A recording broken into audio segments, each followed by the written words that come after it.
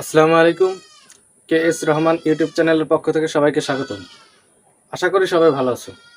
গত ক্লাসে আমরা আইসিটি তৃতীয় অধ্যায় সংখ্যা পদ্ধতির রূপান্তর, বাইনারি যোগ, বাইনারি বিয়োগ, এরপরে অক্টাল যোগ, অক্টাল বিয়োগ, তারপরে হচ্ছে আহ, দশমিক সংখ্যা থেকে বাইনারিতে রূপান্তর, বাইনারি থেকে দশমিকে রূপান্তর এবং বাইনারি থেকে অক্টালের রূপান্তর শেষ করেছি।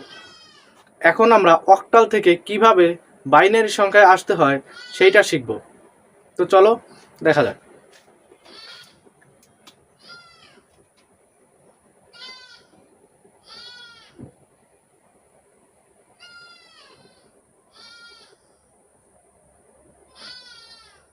অক্টাল থেকে বাইনারিতে রূপান্তর।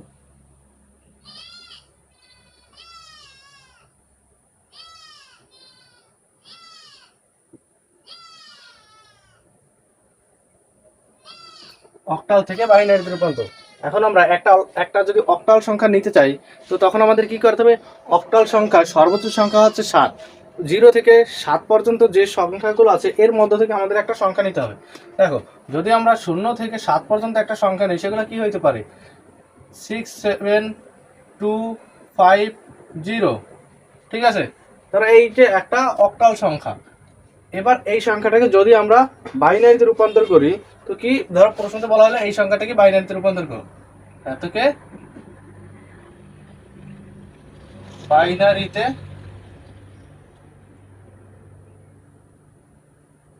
রূপান্তর করো। এবার এই সংখ্যাটিকে যদি আমরা বাইনারিতে রূপান্তর করতে চাই, তখন আমাদের কি করতে হবে? দেখো, এই সংখ্যাটিকে প্রথম আমাদের এখানে নিতে হবে 6, 7, 2, 5, 0। এবার দেখো, বাইনারিতে রূপান্তর করার জন্য আমাদের এই অক্টাল থেকে বাইনারিতে রূপান্তরের জন্য একটা পদ্ধতি আছে, সেটা হচ্ছে কি, এইখানে দেখো সেই পদ্ধতিটা হচ্ছে 1, 2, 4। 1 এর ডাবল 2, 2 এর ডাবল 4। এখন তুমি যদি প্রত্যেকটা সংখ্যার জন্য আলাদা আলাদা 3 বিট করে বাইনারি মান নাও, তখন দেখো এই 6 এইখানে কোন কোন সংখ্যা যোগ করলে 6 হবে, সেই সংখ্যার উপরে 1 মনে মনে ধরো। তুমি যদি 6 হইতে হয়, এইখানে কোন সংখ্যা দুইটা লাগতেছে? 4 এবং 2 যোগ করলে কত হবে? 6। আর এই 1 লাগতেছে না, 1 যোগ করলে তো 7 হয়ে যায়, যে কারণে 1 নাই, 1 এর উপরে 0। বাকি মোট তাহলে কি কি হয়? 1, 1, 0। তুমি এই সংখ্যার নিচে তুমি লিখতে পারো 1, 1, 0। এই সংখ্যার নিচে লিখতে পারো 1, 1, 0। এবার 7 হইতে হলে কি হবে? তিনটা সংখ্যাই লাগবে, যে এই তিনটা সংখ্যার যোগফলই 7। তো এই তিনটা সংখ্যার জন্য যদি তুমি অন অন অন ধরো, তো এইখানে হবে কি 1, 1, 1। আচ্ছা, এইখানে একটু ছোট হয়ে গেছে লেখাগুলা, একটু ফাঁকা ফাঁকা করে লিখি। দেখো সংখ্যাগুলা 6, 7, 2, 5, 0। এখন তুমি এই সংখ্যাগুলোর জন্য আলাদা আলাদা নাম্বার লেখো। 6 এর জন্য কি কি লাগতেছে? 1, এখানে 4 আর 2, তো এই দুটো যোগ করলে 6 হইতেছে, তো 1, 1, 0। এখানে 1, 1, 0। 7 এর জন্য তিনটাই 1 লাগতেছে, এর জন্য 1, 1, 1। এবার এইখানে তুমি 2 নেওয়ার জন্য কি কি লাগতেছে? শুধুমাত্র এই 2, তো এইটার উপর 1, বাকিগুলা 0, বাকিগুলা 0। তো 0, 1, 0। এবার 5 এর জন্য কি কি লাগতেছে? 5 এর জন্য লাগতেছে 4 আর 1, এই দুটো যোগ করে 5। তো 4 আর 1 এর উপরে 1, বাকি এই 2 এর উপরে 0। তো এইখানে অক্টাল মানটা হবে কি কি? 1, 0, 1। আর 0 এর জন্য এইখানে একটাও লাগতেছে না, তাই না? তার মানে তিনটাই 0, এখানে তিনটা 0। এখন এই নাম্বারগুলো তুমি সাজিয়ে রাখো 1, 1, 0, 1, 1, 1, 0, 1, 0, 1, 0, 1, 0, 0, 0। এইটা হচ্ছে 67250 এর সমতুল্য বাইনারি মান। ঠিক আছে, তো এখন দেখো যদি আমরা এই বাইনারি সংখ্যা থেকে, আমরা গত ক্লাসে করছিলাম, তবুও আমরা বাইনারি সংখ্যা থেকে একটা অক্টালে রূপান্তর করি। দেখো বাইনারি সংখ্যা থেকে ঠিক এইটার উল্টো একটা বাইনারি সংখ্যা যদি আমরা নেই, দেখো আচ্ছা বাইনারি সংখ্যা থেকে অক্টালে রূপান্তর, একটা বাইনারি সংখ্যা নেই এখানে 10110011101, এই সংখ্যাটাকে যদি আমরা লিখতে যাই, এই সংখ্যাটাকে আমরা কি করবো, এতকে অক্টালে রূপান্তর করো, রূপান্তর করো। দেখো এই সংখ্যাটাকে যদি আমরা অক্টালে রূপান্তর করি তো কি করবো, এখানে দেখো এই সংখ্যাগুলা ডান দিক থেকে 3 বিট করে সাজাবো কিভাবে, 101 এরপর কি 100 এরপরে 110 এরপরে 1, বাম পাশে কিছু না থাকলে তুমি শূন্য যোগ করতে পারো, যতগুলো শূন্য তুমি যোগ করো না কেন তাতে তোমার মানের কোনো পরিবর্তন করবে না। এর জন্য তুমি এখানে কি করবা, বিট পূরণ করার জন্য 2টা শূন্য নেবা।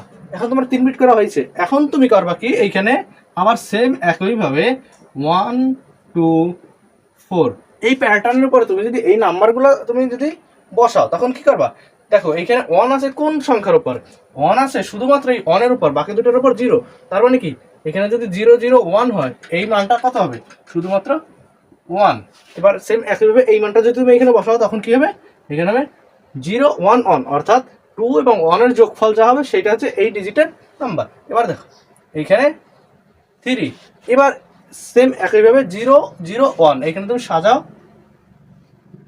001 এইখানে হবে 1, এবার এইখানে হবে কি 101 এইখানে যদি তুমি সাজাও তখন দেখবো 4 এবং 1 এর উপরে 1 আছে বাকিটা 0, অর্থাৎ 4 এবং 1 এর যোগফল 5। 1 3 1 5 8, এইটা হচ্ছে এই বাইনারি নাম্বার এর অক্টাল মান, এর সমতুল্য অক্টাল মান।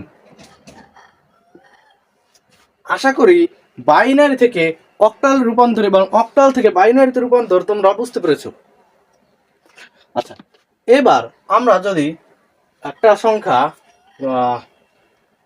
বাইনারি থেকে আমরা যদি হেক্সাডেসিমালে রূপান্তর করি, ঠিক আছে, বাইনারি থেকে হেক্সাডেসিমাল, আমাদের কি কি শেষ হয়েছে, বাইনারি থেকে দশমিক রূপান্তর, দশমিক থেকে বাইনারিতে রূপান্তর, বাইনারি থেকে অক্টালে রূপান্তর, অক্টাল থেকে বাইনারিতে রূপান্তর। এখন বাইনারি থেকে হেক্সাডেসিমাল ও হেক্সাডেসিমাল থেকে যদি বাইনারিতে আমরা রূপান্তর করি তখন দেখা যাবে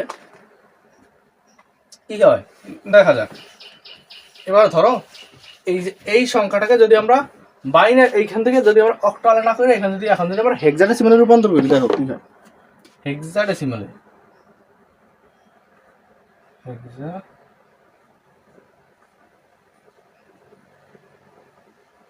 হেক্সাডেসিমালে রূপান্তর করো। দেখো হেক্সাডেসিমালে রূপান্তর করার জন্য কি করতে হবে আমাদের, হেক্সাডেসিমালে রূপান্তর করার জন্য হেক্সাডেসিমালের 1 বিট, বাইনারির 4 বিট। তো আমরা এইখান থেকে অক্টালের সেম একইভাবে অক্টালের মতন কইরা 4 বিট কইরা সাজাবো। দেখো কি কি, প্রথমে এই ডান দিক থেকে 4 বিট কইরা 1011, এরপরে 0011 এইখানে 0100।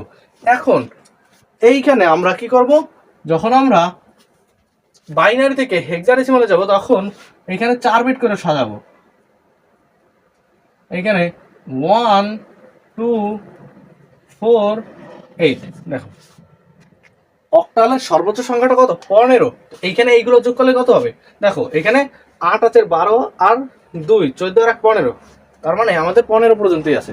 এখন দেখো এই সংখ্যাটাকে আমরা যদি এইখানে যদি সাজাই, আমাদের এইখানে একটা জিনিস মনে রাখতে হবে, সেটা হচ্ছে কি, আমাদের অক্টালে মানগুলো 9 পর্যন্ত, এর পরেরগুলো কি A B C D E F.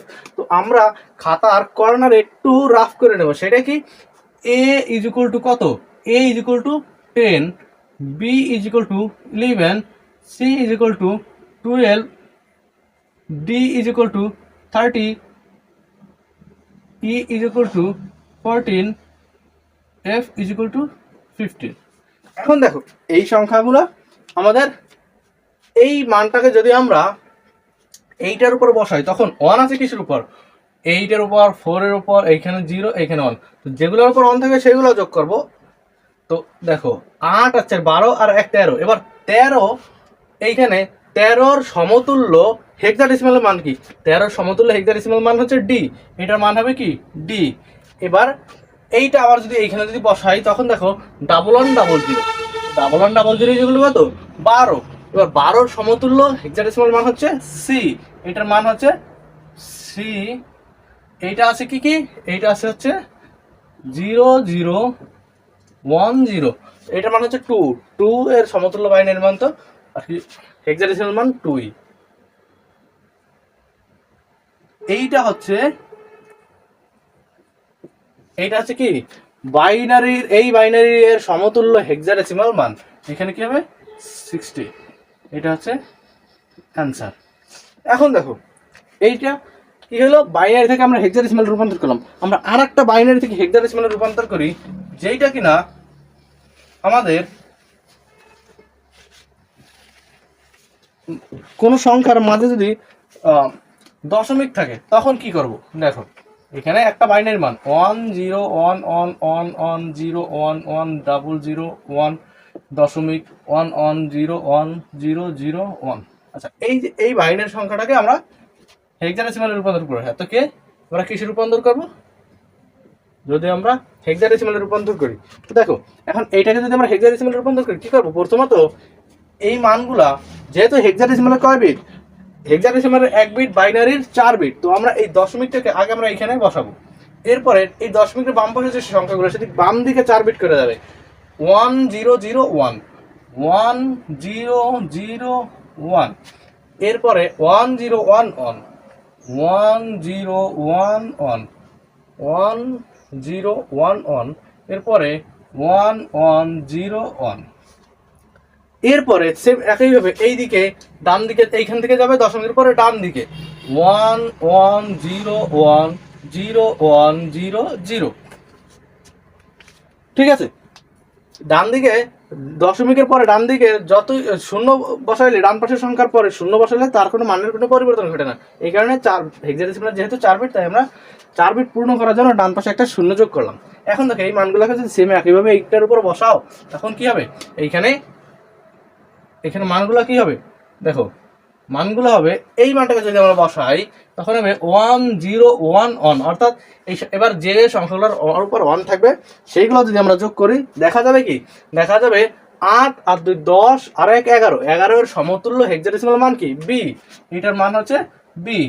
এরপরে এই মানটাকে যদি আমরা এইখানে যদি বসাই তখন কি হবে, তখন হবে দেখো 1101 এবার যে সংখ্যাগুলোর উপরে 1 থাকে তার যোগফল, এখন যোগফলে কত হবে 8 আছে 12 আর 1 13, এবার 13 এর সমতুল্য হেক্সাডেসিমাল মান কি ডি।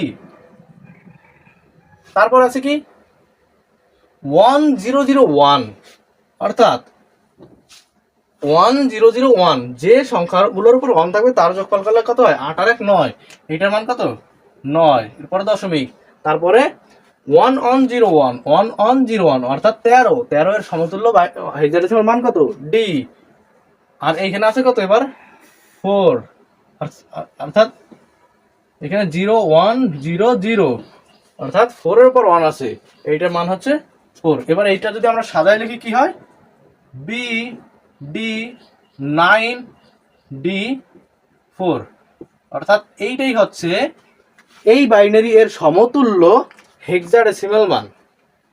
আশা করি তোমরা বাইনারি থেকে হেক্সাডেসিমালে রূপান্তর বুঝতে পেরেছো। এবার যদি আমরা হেক্সাডেসিমাল থেকে বাইনারিতে একটা সংখ্যা রূপান্তর করি, আচ্ছা দেখা যাক হেক্সাডেসিমাল থেকে একটা সংখ্যা আমরা বাইনারিতে রূপান্তর করি।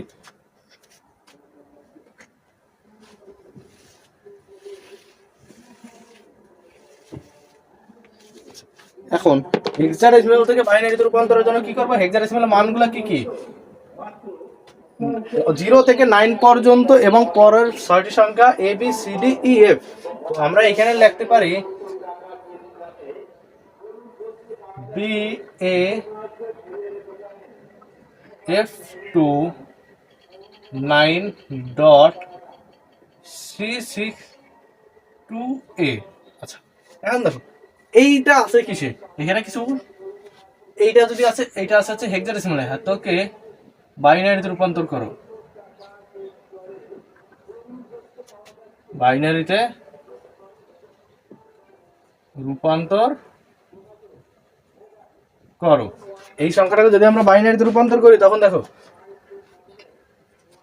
এখন এই সংখ্যাটাকে যদি আমরা বাইনারিতে রূপান্তর করতে যাই তো প্রথমত আছে কি বি, এই সংখ্যাগুলো আগে সাজাই, B A F two 9.C6 A. এবার এই সংখ্যাগুলোর এক একটা এইখানে দেখো বি, বি এর মান সমতুল্য হেক্সাডেসিমাল মান কত, বি এর সমতুল্য মান হচ্ছে 11। এখন দেখো এইখানে কোন কোন সংখ্যা যোগ করলে 11 হয়, 8 আর 2 10 আর 1 11, অর্থাৎ যে সংখ্যাগুলোর যোগ করলে 11 হবে সেই সংখ্যাগুলোর উপরে 1 আর অন্যটার উপর 0। এবার সেম এইভাবে সাজাইতে হবে। এইখানে কিভাবে সাজাবো, 1 0 1 1। এবার এ এর সমতুল্য হেক্সাডেসিমাল মান কত, 10। এবার কোন কোন সংখ্যা যোগ করলে 10 হবে, এখানে 8 আর 2 যোগ করলে 10, অর্থাৎ আর বাকিগুলো সংখ্যা 8 আর 2 10, বাকি সংখ্যাগুলোর উপরে 0। এইখানে এইটার সমতুল্য বাইনারি মান হবে 1 0 1 0। এফ এর সমতুল্য হেক্সাডেসিমাল মান হচ্ছে 15 এর সমতুল্য। এবার 15 কে আমরা যদি এখানে যদি যোগ করে দিই, সবগুলা আমাদের লাগতেছে, সবগুলা লাগলে আমরা কি করব, সবগুলোর উপরে 1। এবার এইখানে 1 1 1 1। এরপরে 2 এর জন্য লাগে কি শুধুমাত্র এইখানে 2 এর উপর 1, বাকি সবগুলোর উপরে যদি 0 দেই তখন কি হয়, অর্থাৎ 0 0 1 0। এরপরে 9 এর জন্য দরকার হয় কি, আচ্ছা এবার 9 এর জন্য দরকার হয় হচ্ছে 8 আর 1 9, অর্থাৎ এখানে 1 0 0 1 1 0 0 1 দশমিক। সি এর সমতুল্য মান হচ্ছে 12। 12 এর বাইনারি মান যখন আমরা এখানে যদি 12 বসাই তখন 8 আর 4 12, এই দুটো 1, বাকিগুলা 0, অর্থাৎ 1 1 0 0। এরপরে 6 এর জন্য লাগতেছে কি, আচ্ছা এগুলো একটু পাকা করে লিখি, 6 2 6 এর জন্য লাগতেছে কত কত, 6 এর জন্য লাগতেছে শুধুমাত্র 4 এবং 2, 4 এবং 2, আর বাকিগুলো কি 0 0। তার মানে এইখানে 0 1 0 0 1 1 0। 2 এর জন্য শুধুমাত্র এইটা লাগতেছে, তার মানে 00 1 0। এর জন্য লাগতেছে 10 10 হইতে 1 0 1 0 এইটা। এবার এই সংখ্যাটাকে যদি আমরা সাজায় লিখি 1 0 1 1 1 0 1 0 1 1 1 1 0 0 1 0 1 0 0 1 দশমিক 1 1 0 0 0 1 1 0 0 0 1 0 1 0 1 0। এইটা হচ্ছে এইটা এই হেক্সাডেসিমাল মান এর সমতুল্য বাইনারি মান। এইটা হচ্ছে অ্যান্সার। আশা করি তোমরা বাইনারি থেকে অক্টাল রূপান্তর, অক্টাল থেকে বাইনারিতে রূপান্তর, বাইনারি থেকে হেক্সাডেসিমাল রূপান্তর এবং হেক্সাডেসিমাল থেকে বাইনারিতে রূপান্তর বুঝতে পেরেছো। এখন তোমরা বাসায় একটু বেশি করে প্র্যাকটিস করবা, কারণ এইগুলো প্র্যাকটিস না করলে তুমি দেখবা যতই তুমি পারো কিন্তু কিছুদিন পরে ভুলে যাও।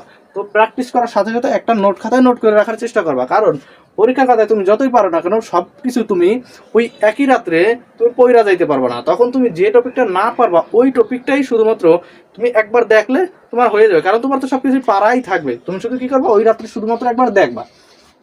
আশা করি তোমরা এখন প্র্যাকটিস করেই পারবা। তো তোমরা একটু বাসায় প্র্যাকটিস করো। আর ধন্যবাদ সবাইকে, দেখা হচ্ছে পরবর্তী ক্লাসে।